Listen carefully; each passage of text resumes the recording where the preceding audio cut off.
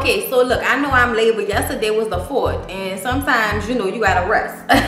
Before we get into it, you guys, y'all know this weekend was Essence Weekend, Essence Fest 2017, going down in New Orleans, where I just so happen to live and be from, if you did not know. Okay, if I didn't, because somebody told me they said I was losing my accent. And I'm like, I've been saying for years, I can do so many fucking accents. Like, yes, this is how I normally talk when I'm around my family and shit. But sometimes you have to, you know, lean up out your accent just a little bit. You know, sometimes things have to be said in a certain way. Okay, but you know what? It don't matter. Like I said, we was in New Orleans and I was working and I met Mona Scott Young. And I was like, oh my God, I cannot let this moment go by without me speaking to her. And I was there to interview Deuce McAllister, the football player. So it was a whole bunch of stuff going on that day. So I just walked up to her and I was like, hey, how you doing? I was like, you're Mona Scott Young. You know, you got to tell people you know who they are first so you don't seem like a weirdo. Hi, I'm Brittany. You know, I said my name, Brittany Bondi. I wanted to say Bondi Blue, but in the, you know, like when you're at work, your mind is really like in work mode. But I just had to say something to her, and I talked to her for a little minute. I mean, I would be surprised if she even remembers it, because we didn't even get to talk for long. But you know, I had to do the best I could to talk to her, because it's like, come on, man, that's Mona. Like, yeah, I'd be like Mona, bitch, but I still would love, you know, I still was happy to meet her. Like, what are you talking about? This bitch gives me life with these shows. I mean, money with these shows. Okay, so I was excited. Okay, I'm not even gonna front. All right, I was excited, so that was cool, y'all. I just get that off my chest before we got into this lackluster episode. Okay, you guys, so it starts off where it left off. Y'all know last episode we went off into the woods. We was tricked by the sneaky ass kids, and pop goes the weasel, here goes Kirk with some separation papers. What the fuck? Okay, everybody's looking like what the hell is going on. Then him and Miss Charlene get into the back and forth when she tells him the most important thing is for him to figure out if he the fucking pappy or not. He said, no, that's the most important thing to you. And from there, it blows the fuck up. Then he starts to scream at production. He's screaming at the mama, basically telling the mama that you doing this shit because they telling you to. I know somebody bucking her head up to say this shit so we could keep going back to this subject of the paternity test and all of that shit. I know y'all doing that. Stop fucking with my family. His daughter trying to calm him down. Even at some point Rashida was trying to calm him down, but when her baby came outside and started crying, she was like, man, get the fuck out the way. She went and got her baby and was like, he needs to stop. And Miss Charlene is like, you mad at everybody but yourself. He's sitting up here hollering, screaming and hollering at Miss Charlene, okay? Telling Miss Charlene, yeah, you better go ahead because you know what I'm about. She like, motherfucker, what you mean what you about? See, all of that shit? That shit would have had me trying to knock Kirk's fucking head off. I don't give a fuck how upset you are. Don't talk to my mama like that. I don't care if you're mad at her or not. That's my mom, okay? And that's your mother-in-law. And at the end of the day, you sat there and did this shit in front of her. And now you want to be mad that people are having a natural reaction to you further embarrassing their daughter on television, and then you want to go off on production like you didn't tell them where y'all was gonna be at. Motherfucker, you put yourself in this situation. You got the audacity to be lashing out at everybody. Y'all, let me tell y'all something right now. I edit for y'all. I ain't gonna lie, I will edit the fuck out these shows for y'all, okay? But I will not. I don't know if I can deal with when you on set and motherfuckers is acting hella rowdy. Like, that was the basis of this episode, letting y'all know how much security and production have to go through to get these crazy motherfuckers to give y'all this hour on television, okay? They are doing their best. So Rashida and her mama go to her store. Her little stepdaughter is already there at the store. So they start to talk about what happened when they tried to go out to the cabin and shit, okay? And Rashida, you know, is just saying that, you know, you guys, you know, it was a lot. You know, I really didn't expect that. He wasn't supposed to be there. And then the daughter, because I always forget her name, was like, you know, we was just trying to do something so y'all could talk. We didn't think that you know, talking about Mama Charlene, would, you know, fuck everything up. And I'm just like, were you there for the same conversation I was there for? I mean, he brought out them papers in front of everybody, To me, that's when shit flipped off in Miss Charlene's mind. To me. Okay, now y'all can say what y'all want to, but that's the moment I felt like Miss Charlene was like, okay, we about to go left and I'm here for it. Let's ride, okay? Because I think he went too far with doing that in front of everybody, doing that shit on camera, all of that shit. You know what I mean? And then for him to turn around and act like it's everybody else's fault on top of that, it's too much. So little girl, calm down. Okay, you having a moment like your stepbrother. Or your sides, whatever the fuck, half brother, whatever y'all want to call him, Kai, that little boy. From what he had said last episode, y'all know I had to check him for that because nobody else did, okay? At least not in the scene. Rashida explains what the papers were because everybody wants to know what was in the little folder. Inside the folder was some separation papers that basically say that she gets everything, okay? And she thinking that, oh, it's because I deserve it. He's doing that because I deserve it. And it's like, no, bitch, he doing that so he can protect y'all assets. So if that girl decides to come after his money, then she can only come after the money that he has and not the money that y'all have. And if he gives you the majority of everything, that means she won't get it, okay? Like, it's not what you think, Rashida. It's really not. It's about protecting the money and, you know, protecting the bag. And I thought Rashida was just so dense in that moment for not seeing that. But I also feel like she is searching for anything to try to comfort her about how the love of her life then fucked her over. Okay, y'all, look. I know I've been saying for the longest that I feel like this storyline is fake. But the nearer that we get to the reunion, the more I think it might be true. And I'm going to tell you why. A couple of reasons why. Some people have told me that they actually filing for divorce. Some people have told me that the paternity test came back saying it was actually his. But I can't trust that right now until we get to the reunion. That's why I haven't talked about any of this shit. I don't know. But all I'm going to say is when I looked at the preview to the reunion show and saw how Rashida was crying and shit, I was like, okay. Maybe we have to revisit some feelings. That's what might really be going on. Like, it happened and she knew it happened before we came on the show, and now we have to revisit the feelings of what has now taken place, especially since it was on television. At first, it was easier to get past it at first because they weren't on television when she found out. But now that she's been on television and all these people have been saying things and commenting and coming to the store, now that everybody knows what's going on, it's created a bigger issue than what it probably started out to be. So here we are now with this shit possibly ruining everybody's ideal marriage in Atlanta, you know, or so they say. Then Lil Sis brings out the papers that Jasmine dropped off. Apparently Jasmine wrote a letter to Rashida apologizing and gave her Logan's paternity test results, which said he was not the father. We knew. At the end of the episode, when everybody is doing their, you know, final says for the season, Rashida signs the separation papers. So they are separated. Now, not divorced, but separated. So yeah, I don't know what that says. We're going to have to see what this reunion show is hitting for as it pertains to the Kirk, Rashida, Jasmine storyline. So the Mama's Club tries once again to try to help Samantha and Tommy with their drunk asses. Okay? Sorry. Okay?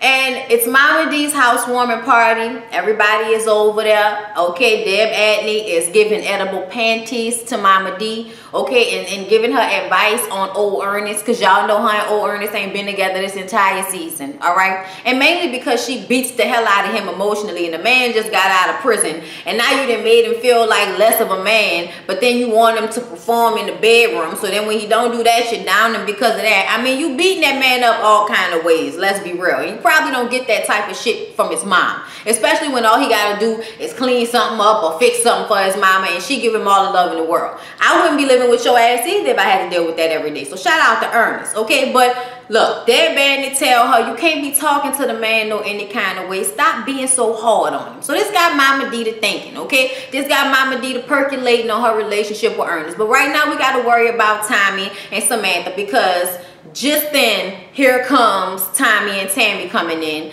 They rode together. They had no idea their moms were going to be here, but here they are, surprised as hell. Mama D goes over to Tommy. Oh, your mother's here, but it's going to be all right, and gives her the, you know, the comfort and tries to get her to be open to coming in and having this conversation.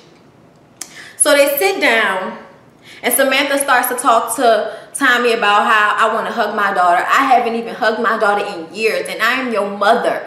And the way she says this, it translates to Tommy like you blaming me for the fact that we haven't hugged, bitch. Is that what you saying? And then Samantha says, well, what you colder than me is what she's saying. And this may be true, but it does not need to be said at this moment because you have created the coldness in your daughter. Okay, you created that. So now that it's here and it's in its adult form, not giving a fuck about your emotions, you don't know how to take that. You don't know how to take being told that you fucked her up. When I mean, I don't know why you can't take it. Look at her. She's emotionally fucked up because of you. And it's amazing to me that Samantha has to be told time and time again that she needs to come to her daughter on some real humble shit, okay? Dad already saw that this conversation wasn't going right with the way that Samantha was reacting to Tommy. So Dad said, stop, you know, stop.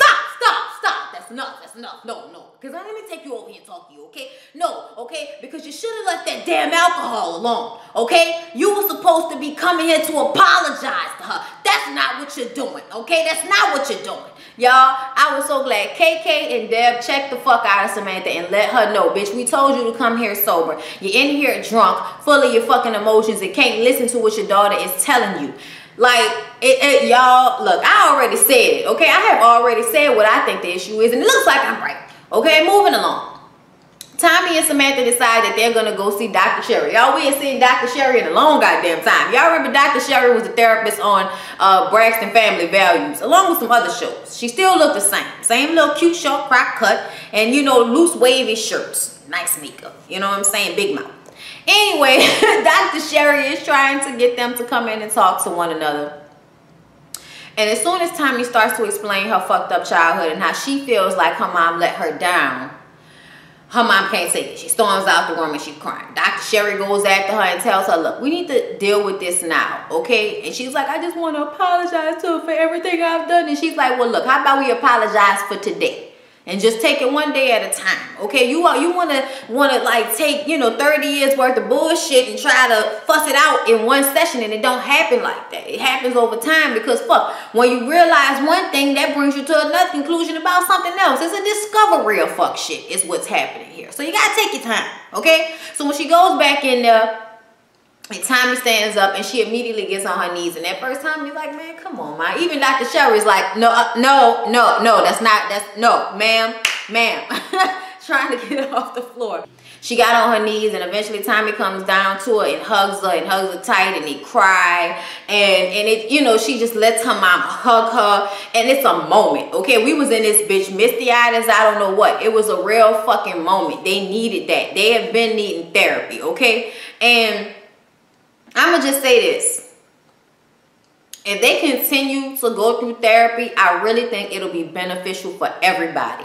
And like Tommy says at the end, you know, she takes her daughters to go, I forgot, iFly. That's what it's called. You know, when you get in that tube and somebody hold you and you go flying up, that shit looks so fun. I want to do that. But anyway, okay, while she's there, basically she's saying she does not want to continue this cycle of bad motherhood, okay? She doesn't want her girls to feel like they weren't taken care of or loved or given the proper, you know, the proper choices, the proper, you know, breeding. And I mean breeding, but y'all know what I mean. Y'all know how people teach their kids fucked up shit? Like Samantha explained herself about all the thieving and stealing she did so her daughter could have name brand shit. And her daughter is like, I didn't need all of that. Ain't no reason for all of that. And I feel like as an adult, Tommy knows that the thing that her girls need the most is her love and affection and for her to be there. Okay, and Samantha was out here living her life. And like she said, she had Tommy young. So she didn't know how to give which she probably never got. And what she was unable to give because she was so young. And this is one of the prime examples of why I made that video a while back about teenage mothers. And a lot of you young bitches came on my you know, video trying to let out y'all frustrations out on me because y'all didn't like what I said as it pertained to y'all. But it's the truth. You have to live with your decisions. You know what I'm saying? Like, and I want you to understand that, because when you don't understand that, you make these terrible fucking decisions in life and get mad at everybody else except yourself, because it's so hard to deal with the realization that you done fucked up not only your life but somebody else's too. Not saying that you can't fix things, but saying that you don't even want your kids to have to go through the shit Tommy didn't have to go through. Like with all of that, you know, she talking about making her kids go get the money and throwing drugs over the gate and all of that type of shit. You was really putting your kids in harm's way to live this life. You know what I'm saying? Like, that's not the business. It's just really not. And Tommy was like, I had a really fucked up childhood. And I'm like, man, I felt so bad for Tommy. Because I can only imagine what happens when you leave your child out here in the world like that and all you've taught them how to do is scheme and steal. So out of no fucking well, we gotta have a scene with the hoes at the end, okay? Treasure and Mariah, okay? Lord, Mariah, you in that forehead, girl. I'm not mad, whatever. You gotta pull them wigs down. You gotta pull them wigs down.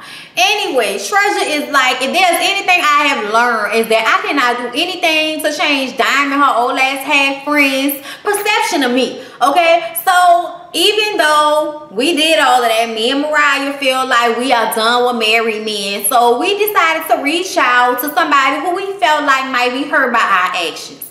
So they decided to take their asses to Lovely Mimi's new shop to patronize her business, right? So they sit down and get their 2 little pedicures done. And Treasure asked Lovely Mimi if she's still friends with Ciara. She was like, why would I be friends with her? Oh, what? Because I told the business? My bad, Mariah, girl. I should have told you. I told the business. My bad. I'm sorry, girl, but you know what? You should have known better, okay? You came out here and y'all was, you know, living wrong. Y'all came out here on the wrong foot, telling everybody how y'all mess with married men, and it wasn't cool, you know? So Treasure is like, but look, I mean, I understand all that. You coming from a married woman's perspective and everything, but I'm just saying that, you know, we be the victims too, because these men, they feel like they can just walk around, have sex with 6, 7 girls and have this one over there and that one over here and all of that, and y'all ain't mad at them, but y'all mad at us. You know what I'm saying? It's not just us, okay? We are the victims too, okay? And I'm like, bitch. And Lovely Mimi is like, look, okay, right is right, wrong is wrong. Y'all know right from wrong, and y'all shouldn't even fucking do it. You know what I'm saying? Like, and I mean, what y'all here for? What y'all think I'm about to hang with y'all so we can go do whole shit together? I can't do whole shit with y'all. Like you said, we got 2 different type of lifestyles, right, Treasure? Y'all, it was so fucking funny. Then Lovely Mimi about to fight him and all of that. But this is like, ain't nobody about to fight in that little bitty ass shop. They had to get them girls out of there. Ain't nobody got time for that. People in here patronizing and really getting their nails done, okay? Back to you 2 bitches. Let me tell y'all something. What you're not gonna do is say you're gonna come to somebody's place to apologize, and when they say straight up, yeah, y'all was wrong for that shit, instead of just saying, you right, we sorry, you want to pop off at the fucking mouth that you a victim and say that you're not a hoe, even though you just said you was a hoe in Jamaica. And also, let me explain to you what makes you a hoe in this situation. Y'all fuck other women's men for their money. If that ain't a hoe, I don't know what to call one, okay? I don't know what you mean if you don't understand. Y'all be with them to get their money. Like, what are you talking about? Okay, not everybody is with their man for money. And if you get with your man for money and you marry him, then that all of a sudden takes you out of hoe realm because you are married now.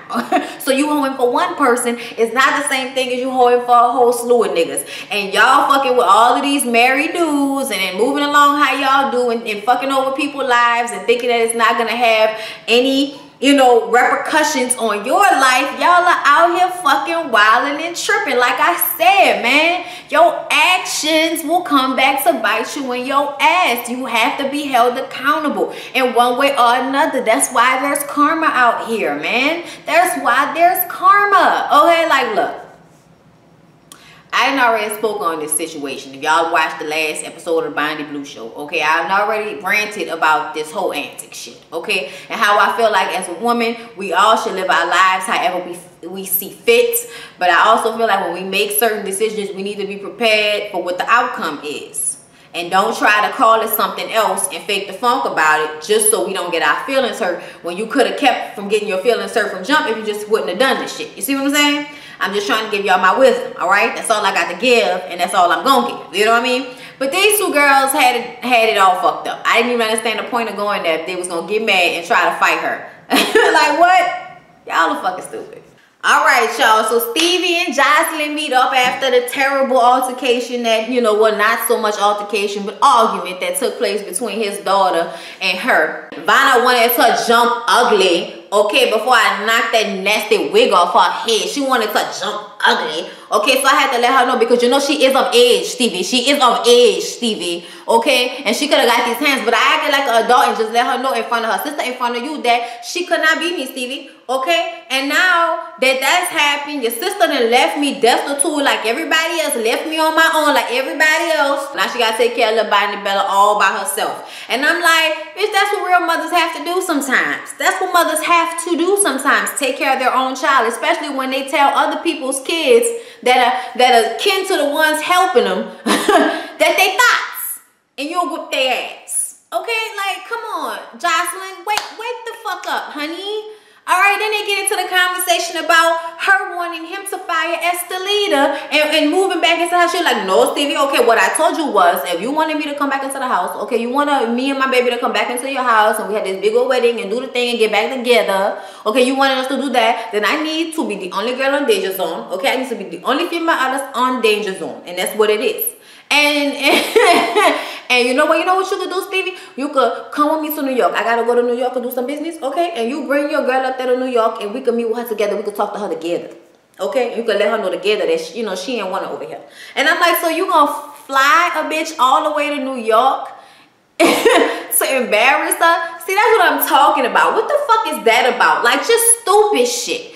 And then Stevie is just sitting there, you know what I'm saying? But really, Stevie is not here for this shit at all. He didn't like the way she was talking about his daughters. He did not like her making all them demands. Y'all know how Stevie gets in his way at one point. Once he didn't feel like you didn't go on a little bit too fucking far, especially since she wasn't letting him see the baby, and now she's threatening to move to Miami. You know, Stevie, I'm gonna take my baby and move to Miami. Since I don't have no health down here, I'm gonna take my baby and I'm gonna move to Miami. Stevie, you can do what you want to do, bitch, but my baby ain't going no fucking where. That's how Stevie feels about it, okay? Y'all, this conversation was so telling about what's really going on. I don't think they have gotten back together at all. And I'm going to tell y'all why. I think the pictures we saw of them together are before all of this shit took place. Because see this shit that happened with Wendy Williams? Jocelyn and Stevie was supposed to go on the Wendy Williams show, okay, together as a couple. And I remember the day because y'all know I watch Wendy Williams. So I be watching every day. I know what the fuck be going on. And Wendy said that they were supposed to be there, but Stevie wasn't coming. And she wasn't about to do an interview separately. She wanted them together or none of them. And that was just that. And to me, that solidifies the fact that Jocelyn is nothing without Stevie. She has not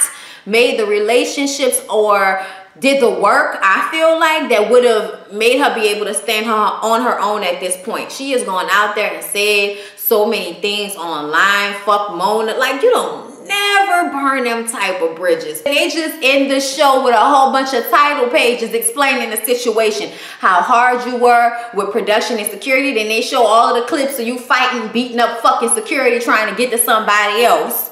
Okay, they embarrassed your ass, whether you like it or not. They showed the world and anybody that wants to work with your ass how difficult you are to work with. At one point, she in a confessional. Angela, say something else to me, Angela. Say something else to me, Angela. Now walk right out. Walk right out of your room, Angela. Say something else, okay? Disrespect me again, okay? It's like, bitch, calm the fuck down. Because they asking you questions. She didn't want to ask for questions. She didn't want to show up. And after Stevie decided that he wasn't going to that Wendy Williams shit, she said she wasn't filming at all, and that's why we didn't have nothing else with her for the end of this episode. Stevie had like this little party to let y'all know that Estelita is gonna be the queen, first lady of Danger Zone. Okay? Whoop, whoop, whoop, whoop, whoop. Not you, bitch. Okay, somebody putting their foot down. Okay, and I'm more than sure that Stevie has been trying to get custody of that baby now, especially with all of the things that have taken place. This is a life lesson for everybody. Okay, you can love your Puerto Rican princess all the fuck you want to, but I know y'all seen how this look. This don't look good. This don't look good. Okay, if I see her somewhere else now, I will be very much surprised. I wouldn't hate on it, but I'd be surprised. Okay, I'm just telling y'all the truth. I am telling y'all the truth. All right, now look, this what happened at the end with everybody else. Hold up. Mama D and Ernest got back together. Tammy in the studio and fighting for her family. Dime says the Lord done bless her when he sent her Sean. And now she is ready for the grow up and the glow up, bitch. And trying to find a real nice big ass house to live in with that nigga. Very nice time. Happy for you, bitch. Really happy for you. Stevie is putting his kids first because he ain't got time for no bullshit. Mimi says that even though for this season she had to act like all she cared about was destroying Jocelyn, it's really all been about her baby this entire time and making sure she still had paychecks to do all this extravagant shit for her little girl. So Carly is doing great in her business and C's is treating her so much better than Joc. She had to mention to us how C's is treating her so good, and I've already heard that shit is going downhill already. Then Joc can't believe the shit that he done seen happen between Kirk and Rashida. He can't believe that he done got himself mixed back up in Carly's bullshit, but guess what? At the end of the day, he can just be up here chilling with his llamas in his motherfucking treehouse, okay? And that is the conclusion of season 6 of Love and Hip Hop Atlanta. I will see y'all for the next one, and I can't wait. The reunion gonna be on and motherfucking popping. Peace out. On my mama, on my hood, I look fly, I look good, touch my